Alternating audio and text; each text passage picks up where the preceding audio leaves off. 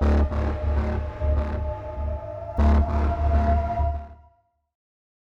everybody. Hello. Once again, and we are back with my boy, a man whose work keeps me coming back to him. This is horrific / gruesome deaths in Chcago, part 123, and I have mentioned this before, but this man right here is the only fucking person who could make me willingly go to Rumble. And you can tell because you can just tell that there are people here who just want to exploit Chcago, for political purposes. Never mind that it's nowhere near the most violent city in this fucking country. That honor going to Memphis, but you'll never hear from these people because that's in Tennessee, a red state. Fucking Rumble's got their agenda and they fucking stick to it. So I try to keep away from this fucking site pretty much at all times, but Mr. Drillmatic, he's got the good shit, so I gotta follow him. Horrific gruesome deaths in Chcago, part 123. Let's rock this bitch.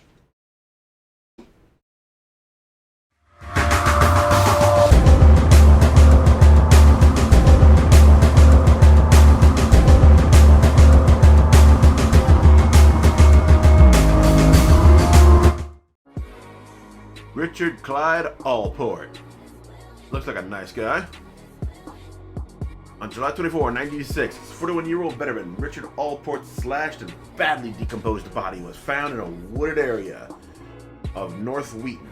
The DuPage County Coroner's Office and detectives estimated the body had been there for several days.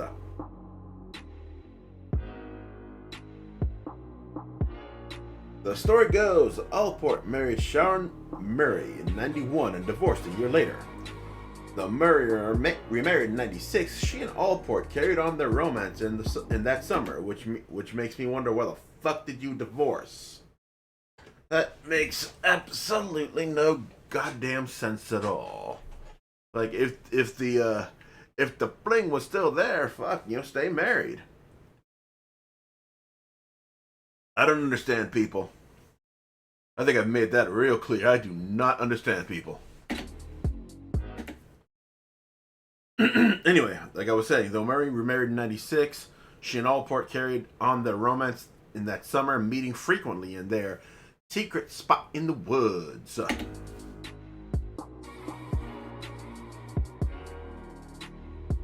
Then sometime in July 96, during one of those meetings, the two quarreled, and in a fit of rage, Murray stabbed Allport in the heart, back, and throat. Allport suffered 13 to 27 stab wounds to the heart. Oh, that's why they didn't stay married. All right.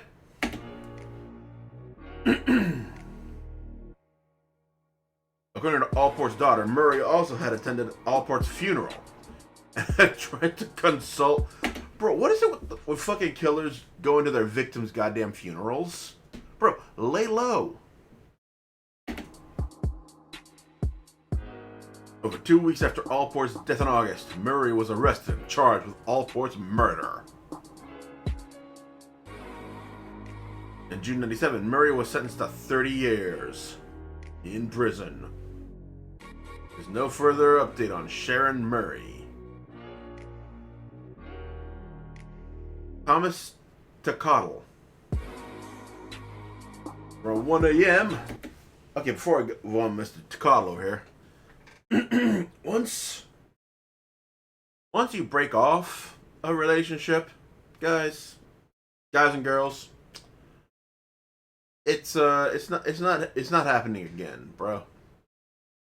It's a reason you divorced or broke up or whatever, and you need to think about that shit. You don't want to be jumping into it with this. I don't get people who go into the same goddamn relationship with the same person who they broke up with, especially if it was a damn divorce. There was something there before.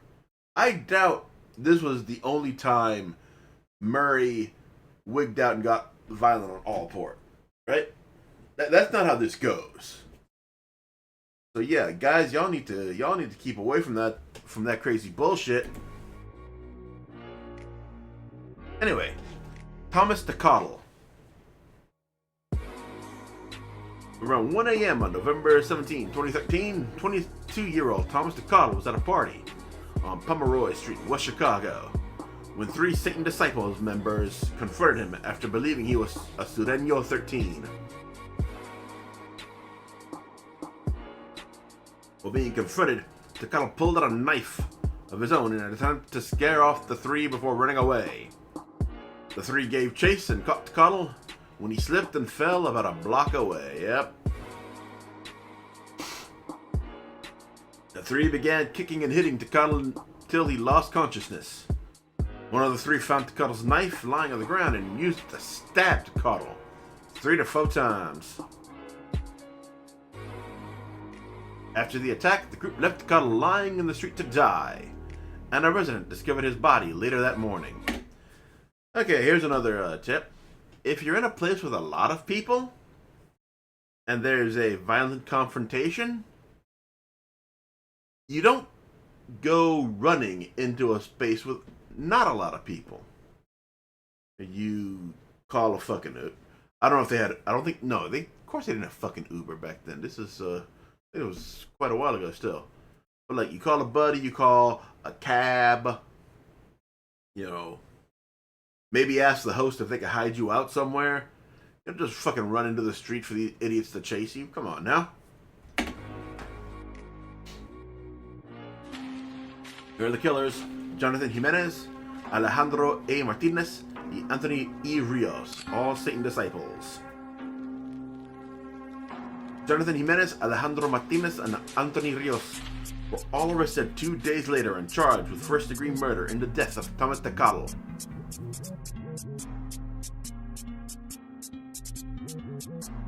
At the beginning of March 2015, Rios was sentenced to 17 years in prison.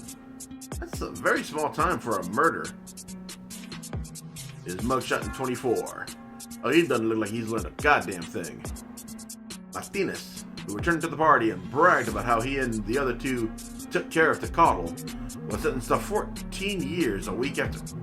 God damn, that is bullshit. Here he is in 2024, looking like he hasn't learned a goddamn thing. And at the beginning of April 2015, Jimenez, who committed the stabbing, was sentenced to 25 years in prison.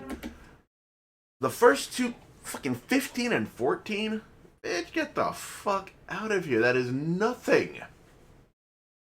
Bro, but people need to be put away at least 40, 50 years for goddamn murder. At minimum.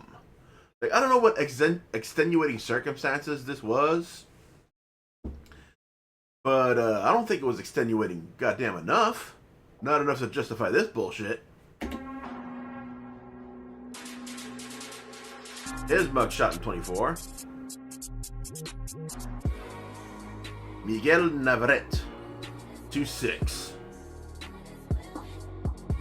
On January 26, 2014, 15-year-old Miguel Navarrete was standing outside a car parked on 30th Street near Kedvale Avenue with 2 adults and their children in it when an SUV pulled up. The guy in the rear seat of the SUV on the passenger side lowered the window and shouted, 2-6. After Navarrete responded, "What?"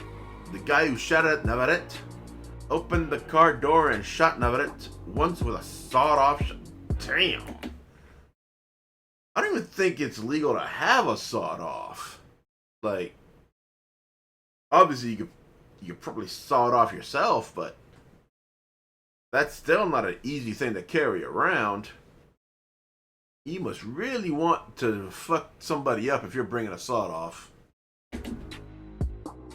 The shooter then pointed his gun at the 2 adults and 2 children who had been sitting inside the car near Navarrete before pointing it back to Navarrete and shooting him 2 more times.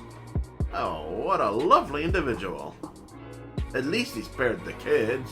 Yippee. Fucking bare minimum.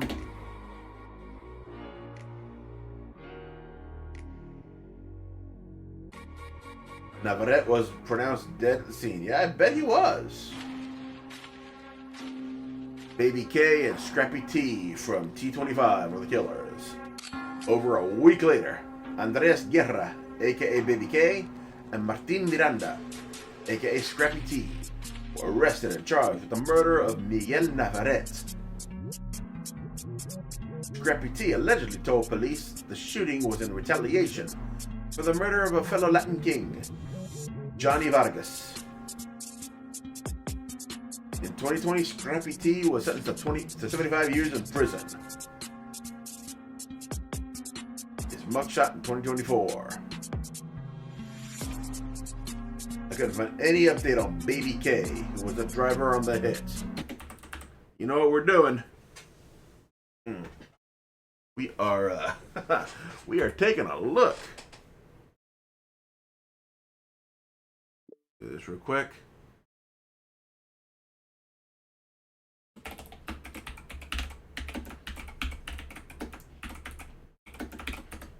Okay. Let's see here.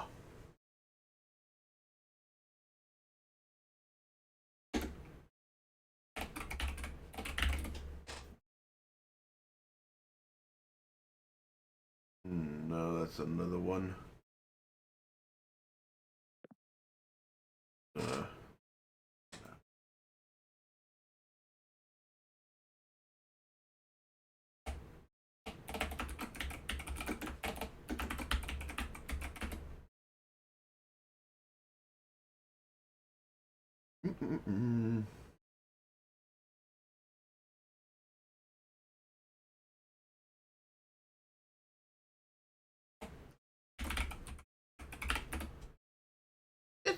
It can be so fucking hard to find these things.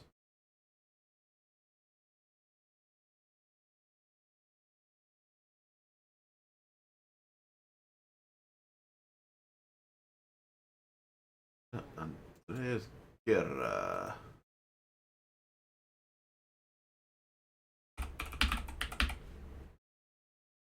See if we can find him at the IDOC, individual in custody search. Last name, Guerra Andres. Nope. Well, no updates there. I guess we're going on.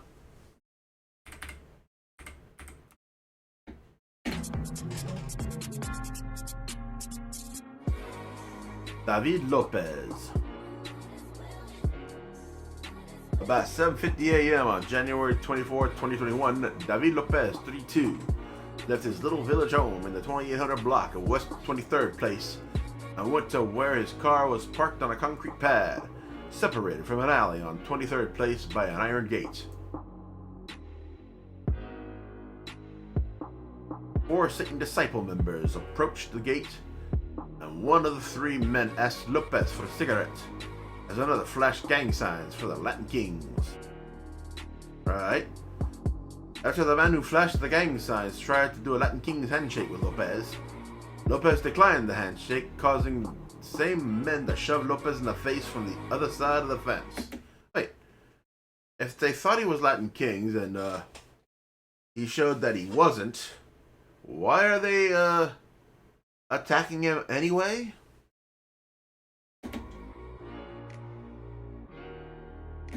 I don't get people. I think I've mentioned that. After shoving Lopez in the face, the man with the gun cocked it, pointed it through the rails of the fence, and shot Lopez in the face. Then fired about 10 more shots in Lopez's chest as he lay on the ground. Yeah, that's not gonna prove extreme malice or anything.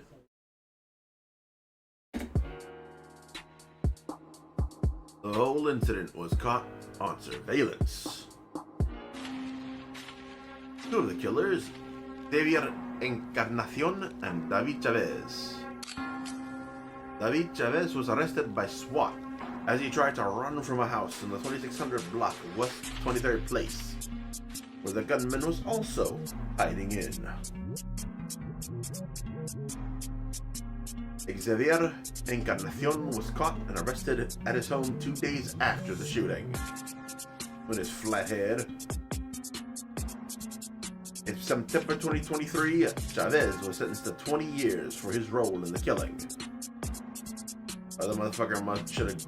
Okay, his shot 24. I hope this other motherfucker got life. Encarnacion was also sentenced to 20.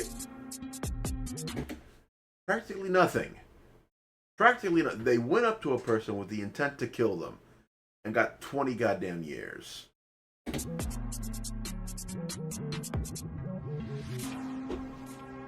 Looks like somebody's girlfriend, at least. The gunman and fourth man have yet to be caught. Karina Gonzalez and Daniela Alvarez. Oh, we got a kid.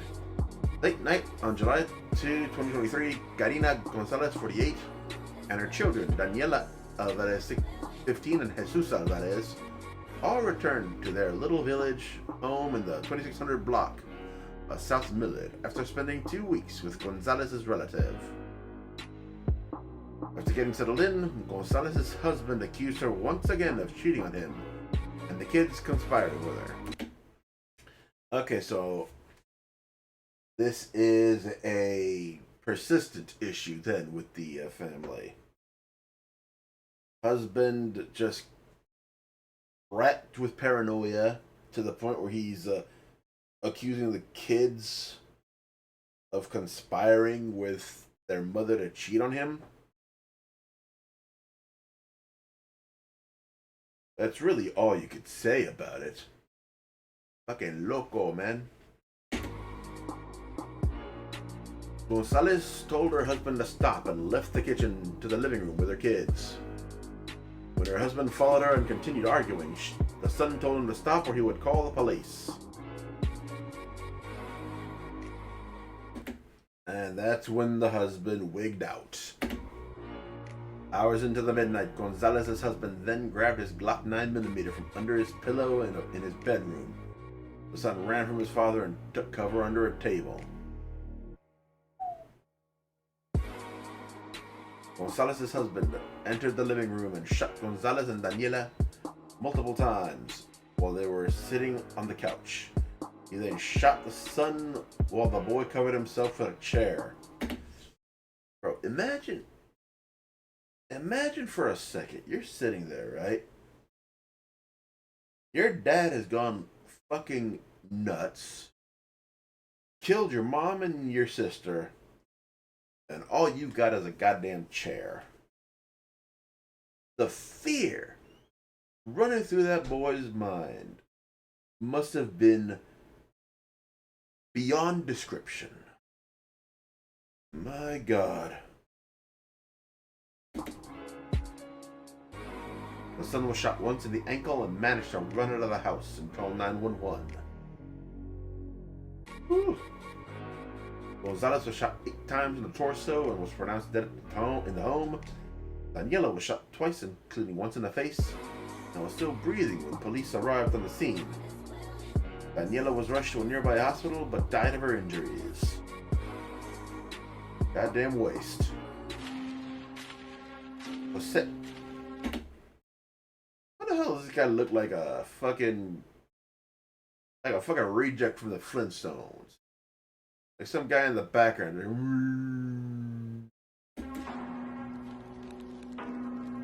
This is Jose Alvarez. He's charged with killing his 15-year-old daughter, Daniela Alvarez, and his wife, Karina Gonzalez. His 18-year-old son was also hurt in all this. Prosecutors say early Monday morning, Alvarez started shooting inside a home in Little Village here in the 2600 block of South Millard. Right now, he's being held without bail. 3 days after the double murder.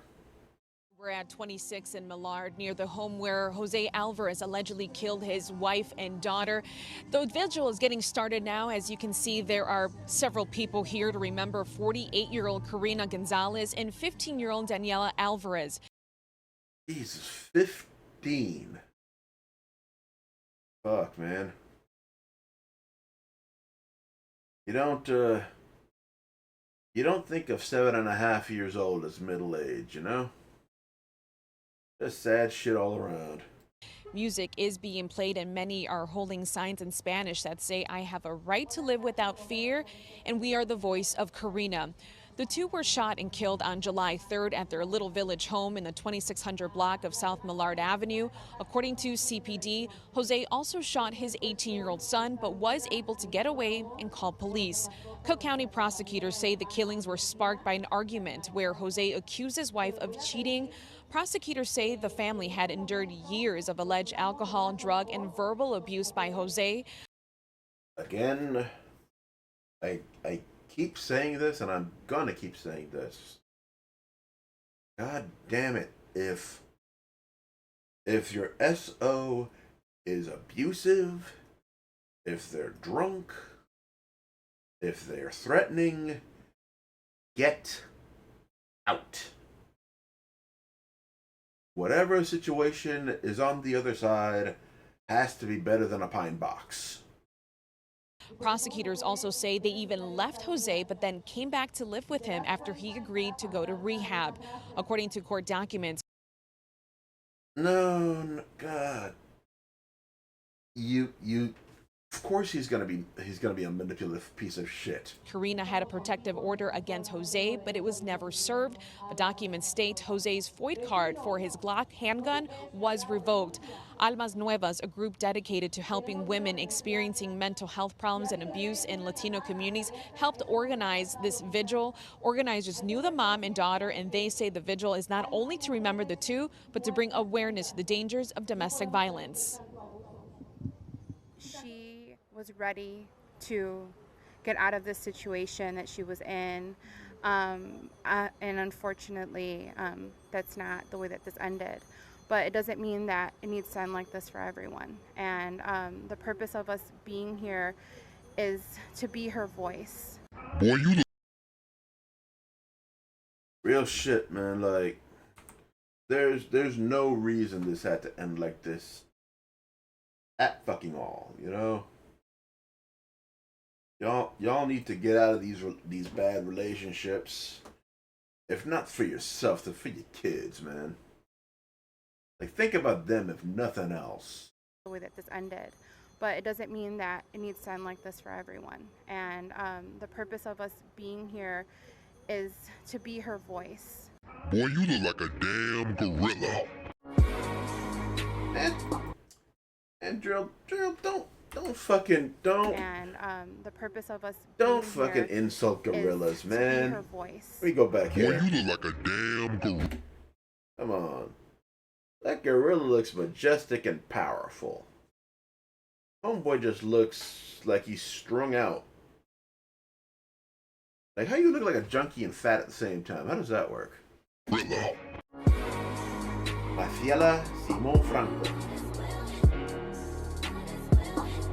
March 31st, 2024, was hailed on Easter. 26-year-old Mafiela Simon Franco got into a verbal argument with her husband around 10 p.m. in their Carroll Stream home.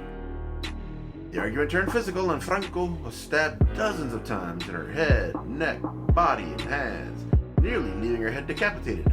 This all occurred in front of their two children. If the motherfucker doesn't get a long as fuck sentence for that shit, I don't know, man. She was no shit. And here he is, Baltazar Perez Estrada. A little over 12 hours later, Baltazar Perez Estrada entered the Carroll Stream Police Department and told officers he stabbed his wife and children's mother, Mafiela Simon Franco. An undocumented immigrant was charged with killing his spouse with a knife in their Chcago residence and attempting to behead her in front of their youngsters. According to court documents, Baltazar Perez Estrada, 33, handed himself into the Carroll Stream Police Department on Monday at approximately 11:30 a.m.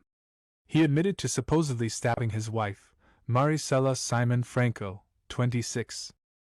Prosecutors claimed that at approximately 10 p.m. on Sunday, Baltazar learned that his wife was seeing someone else, which sparked an argument between the pair at their apartment complex in Carroll. Gee, I wonder why she was trying to find somebody else. Stream that quickly escalated into physical violence. Prosecutors claimed that while their 2 children were present, he proceeded to stab Maricela numerous times in the neck, head, torso, and hands before attempting to decapitate her.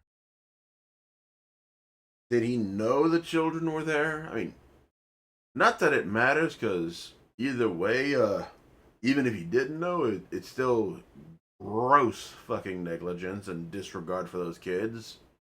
But if he knew they were there, then it's a special type of hatred.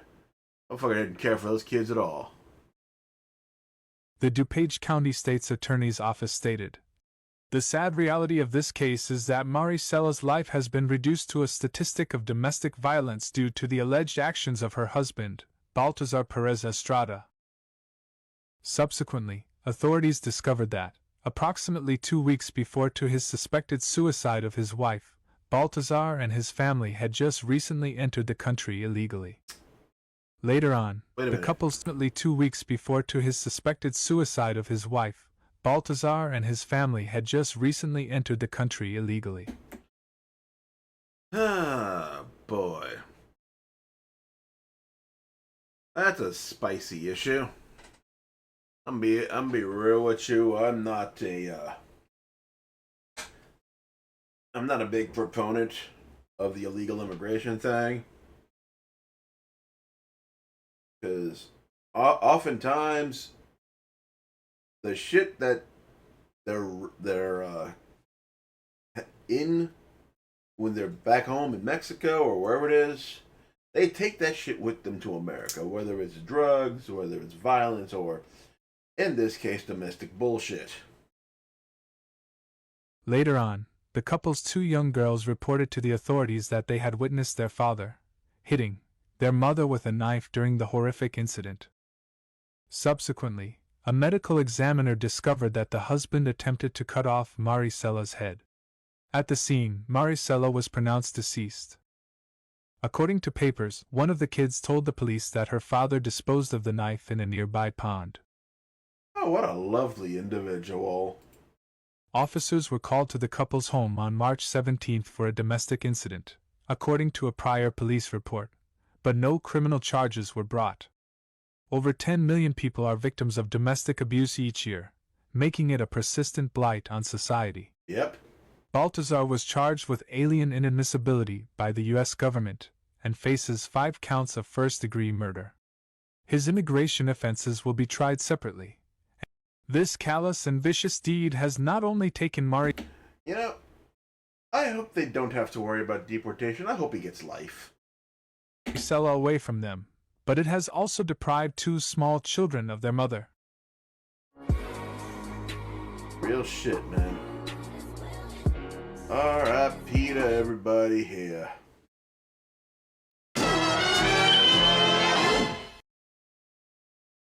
Anyway, I'd like to thank you all for coming on by. Thank you once again. Let me know what you think in the comments, and as always, God bless you.